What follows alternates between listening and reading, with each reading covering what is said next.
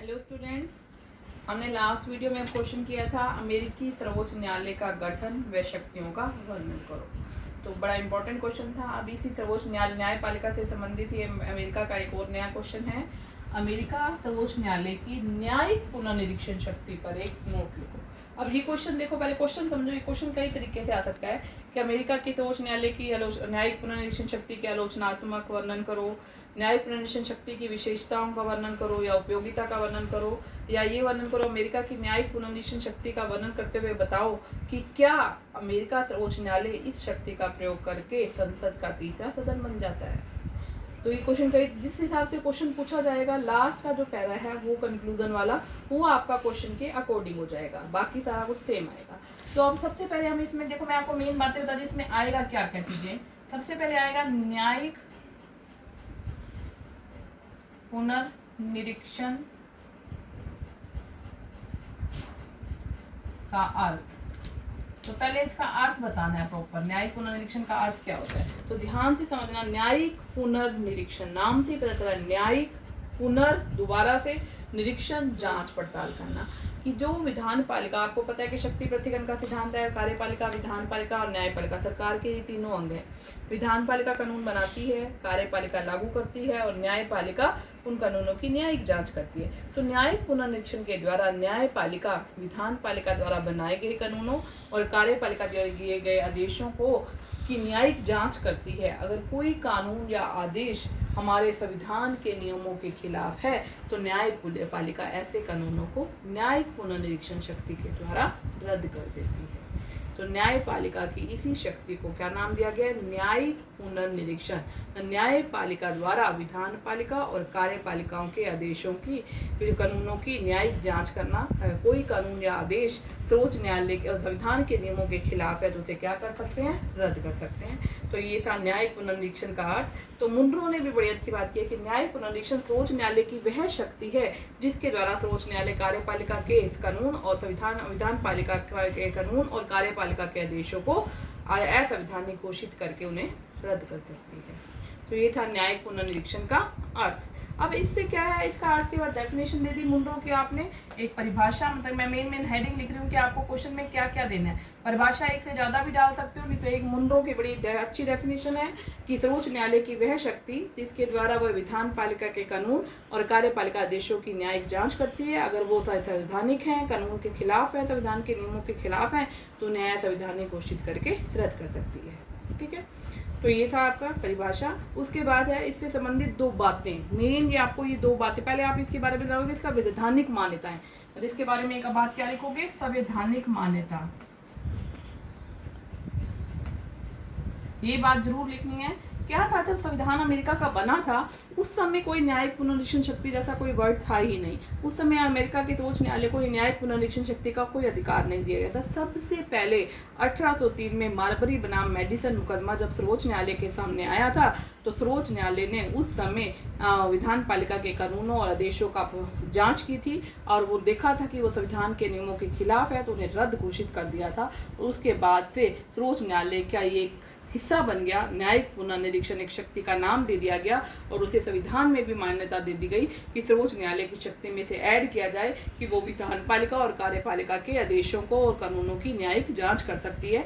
अगर वो संविधान के खिलाफ है तो उसे रद्द कर सकती है। तो इसको संवैधानिक मान्यता कब दी गई? 1803 में मार्बरी बनाम मेडिसन मुकदमा आया था, उसके बाद से दी गई थी। आपका ऑब्जेक्टिव क्वेश्चन भी आ सकता है, तो इस पर भी आप 2-3 लाइनें लिख सकते हो। फिर उसके बाद आपका आएगा बताना है कि इससे संबंधित दो बातें आपको जरूर याद रखनी है कि न्यायिक पुनर्निरीक्षण शक्ति सर्वोच्च न्यायालय को दी तो गई, लेकिन इसके बारे में दो बातें ध्यान में रखी गई कि सर्वोच्च न्यायालय जो है अपने आप से विधान पालिका और कार्यपालिका की कानूनों की जांच तब तक नहीं कर सकता है जब तक कोई उसको अपील ना करे या कोई शिकायत ना करे। जैसे मान लो मेरे को ये अधिकार दे दिया गया कि मैं न्यायिक जांच कर सकती हूँ, लेकिन जब तक मेरे पास कोई शिकायत नहीं आएगी या कोई अपील नहीं करेगा, तब तक अगर मुझे दिख भी रहा है कि विधान पालिका ने गलत कानून बनाया है, लेकिन मैं तब तक उस पर कार्यवाही नहीं कर सकता है, जब तक कोई मुझे कंप्लेन नहीं करेगा। तो ये खास बात है। और दूसरा बात है कि ये अधिकार केवल सर्वोच्च न्यायालय को ही नहीं दिया गया। अमेरिका में जो निम्न न्यायालय थे, राज्य न्यायालय थे, जो संघीय न्यायालय थे, उनको भी न्यायिक पुनर्निरीक्षण का अधिकार दिया गया। लेकिन अगर उनकी बातों से कोई संतुष्ट नहीं था तो अंतिम निर्णय सर्वोच्च न्यायालय को ही प्रदान किया गया।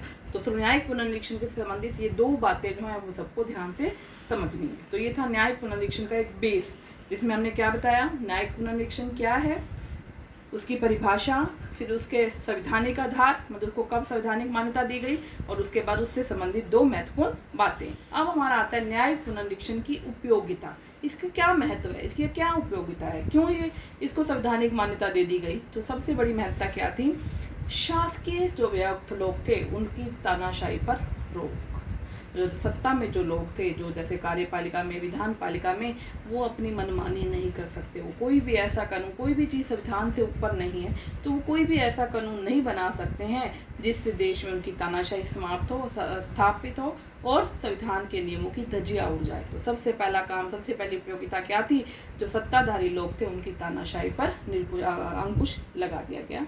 दूसरी इसकी बड़ी उपयोगिता क्या थी, इससे क्या हुआ, नागरिक के मौलिक अधिकारों की रक्षा। अब हमने इसमें क्या लिखना है, उपयोगिता। मैं मेन बातें बता रही हूँ, क्या क्या आएंगी इसके अंदर। उपयोगिता, संवैधानिक मान्यता, उसके बाद आपको एक वर्ड पॉइंट और लिखा था, 2 महत्वपूर्ण बातें। मतलब कि आप हेडिंग भी नोट कर सकते हो, मुझे ये चीजें इस क्वेश्चन के अंदर डालनी है। महत्वपूर्ण बातें, 2 बातें इससे रिलेटेड। फिर है इसकी उपयोगिता। इसकी उपयोगिता में मैंने आपको क्या बताया, पहला पॉइंट कि सत्ताधारी लोगों पर अंकुश लगता है। दूसरा क्या है, हमारे जो मौलिक अधिकार हैं उनकी रक्षा के लिए भी न्यायिक पुनर्निरीक्षण शक्ति बड़ी कामयाब सिद्ध हुई, क्योंकि कोई भी ऐसा कानून बनता है जिससे हमारे अधिकारों को ठेस पहुंचती है, हमारे अधिकारों को हनन होता है, तो हम सीधा सर्वोच्च न्यायालय पर जाते हैं और सर्वोच्च न्यायालय न्यायिक पुनर्निरीक्षण शक्ति के द्वारा ऐसे कानून को रद्द कर सकता है। तो ये इसकी उपयोगिता थी। नेक्स्ट इसकी उपयोगिता क्या थी, कि सर्वोच्च न्यायालय की शक्ति के द्वारा क्या किया जा सकता है, संघात्मक प्रणाली के लिए भी ये शक्ति बड़ी आवश्यक थी, क्योंकि अमेरिका में क्या था, संघात्मक ढांचा, केंद्र सरकार और राज्य सरकार दोनों के अलग अलग पावर्स है। अगर कोई भी केंद्र सरकार या राज्य सरकार एक दूसरे के कार्यों में हस्तक्षेप करती है तो वो भी सर्वोच्च न्यायालय का दरवाजा खटकाती है, और सर्वोच्च न्यायालय इसी न्यायिक पुनर्निरीक्षण शक्ति के द्वारा ऐसी बातों को असंवैधानिक घोषित करके उसे रद्द कर सकती है। तो संघीय ढांचे को बनाए रखने के लिए भी ये अवस्था, ये जो न्यायिक पुनर्निरीक्षण शक्ति है, बड़ी कामयाब सिद्ध हुई है। तीसरी है सीमित शासन प्रणाली। अमेरिका में क्या है, अमेरिका शुरू से, अमेरिका की जो सरकार थी, अमेरिका का जो संविधान था, वो सीमित शासन प्रणाली पर आधारित था। कि सीमित शासन प्रणाली हो, कोई एक दूसरे के कार्यों में हस्तक्षेप ना करे, जिसको जो काम सौंपा जाए वो वही काम करे। तो इसके द्वारा सीमित शासन प्रणाली को अपनाया गया, ताकि कोई भी संघ सरकार या राज्य सरकार एक दूसरे के कार्यों में हस्तक्षेप ना करें और कोई ऐसा कानून ना बनाए जो संविधान के नियमों के खिलाफ हो। और ये थे, मतलब कि संविधान के विकास में सहायक। इससे एक नई बात क्या हुई, नया फायदा क्या हुआ, कि न्यायिक पुनर्निरीक्षण शक्ति के द्वारा कई बार ऐसे कानून सामने आ गए जिससे संविधान को बदलना जरूरी हो गया। तो संवैधानिक जो था, संविधान के नियमों के खिलाफ भी संविधान में परिवर्तन लाने के लिए, संविधान में संशोधन प्रक्रिया को अपनाने में भी इस न्यायिक पुनर्निरीक्षण शक्ति ने बड़ा योगदान दिया है। और संविधान में जो संशोधन प्रक्रिया है वो इसके द्वारा और भी ज़्यादा सुदृढ़ हो चुकी है, और भी ज़्यादा अच्छी हो चुकी है। तो ये इसकी उपयोगिताएं थी। पहली क्या है, शासकीय सत्ता पर नियंत्रण लगेगा। दूसरी, सीमित शासन प्रणाली को अपनाने के लिए आवश्यक है। संघात्मक शासन प्रणाली के लिए आवश्यक है। नागरिक के मौलिक अधिकारों की रक्षा के लिए आवश्यक है। और 5वां पॉइंट आपका क्या है, कि संविधान के विकास में भी इसने हेल्प की। तो ये थी न्यायिक पुनर्निरीक्षण की उपयोगिता। अब हमारा क्वेश्चन, मैंने क्या बताया था कि आलोचना के बिना पॉलिटिकल में कोई भी क्वेश्चन पूरा नहीं है, पूछे या ना पूछे, उसका आलोचनात्मक अध्ययन तो हमें जरूर करना है। तो आप यही हेडिंग डालोगे, न्यायिक पुनर्निरीक्षण की आलोचना। यहाँ पर आपका क्वेश्चन खत्म होगा। आलोचना, तो आलोचना हर चीज़ की अपनी वैल्यू, हर चीज़ की अच्छी बातें भी होती हैं और बुरी बातें भी होती हैं। तो इसकी भी हैं, कुछ ड्रॉबैक्स भी हैं। पहला क्या है, कोई संवैधानिक आधार नहीं था।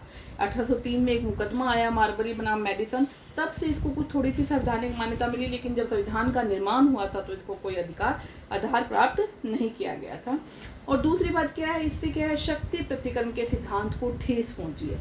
जहाँ पर हम एक बात करें, शक्ति पृथक्करण का सिद्धांत है, विधान पालिका, कार्यपालिका, न्यायपालिका तीनों अपने अपने क्षेत्र में स्वतंत्र रहकर कार्य करती हैं। तो वहाँ पर न्यायपालिका को ये अधिकार देना कि वो कार्यपालिका और विधान पालिका के क्षेत्र में हस्तक्षेप करे, उनके बनाए गए कानूनों को अनुचित साबित कर दे, तो ये शक्ति पृथक्करण के सिद्धांत के खिलाफ है।